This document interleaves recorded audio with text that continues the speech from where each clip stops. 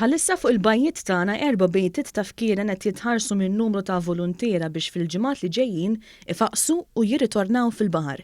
Fi kliem il-President ta' Nature Trust Vincent Attard dan huwa numru rekord u wieħed mill-vantaġġi li ġabet magħha l-pandemija COVID-19 hekk kif minħabba nuqqas ta' attività fuq il-baħar naqas it-tniġġis.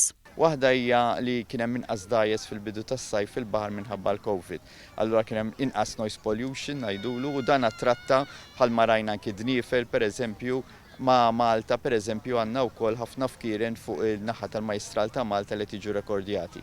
Hemm fattur ieħor li jista' jkun qed jikkontribwixxi huwa li qed jitilfu l-postijiet fejn jbejtu s-soltu. Pereżempju jekk ikun hemm bajja ħanajdu hekk in-naħa tat-Tunezija li bnew xi hotels jista' jkun li daw tilfu l-post fejn jbejtu tifittxu post ieħor.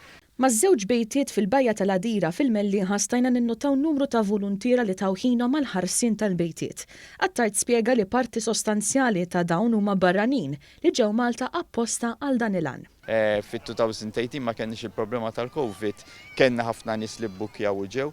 Dis-sena mhix eċċezzjoni li kellna nies mhux daqs is-snin ta' qabel, però hemm nies li ġew ħadu holiday biex hawnhekk imbagħad joqogħdu mal-bejta u jagħtu semhom fil-parti ambjentali. Ma ninsewx li pajjiżi mhux il-bot minna bħal Greċja jużaw ukoll din l-opportunità biex anki ikollhom attrazzjoni turistika oħra. Spjega wkoll kif bħalissa għaddejjin bosta proġetti ta' riċerka biex fost l-oħrajn isir magħruf jekk hemmx relazzjoni bejn bejta u oħra. Bdejna proċess bil-permess tal-eris qed nieħdu d-DNA ta' kull bejta wara li faqsu mill-bajt li jibqa' ma jfaqqas norġu d-DNA biex mhux biss naraw jekk hemmx relazzjoni bil-fkieren li qed jiġu ibejtu imma wkoll mill-liema parti tal-Mediterran daw qed jiġu.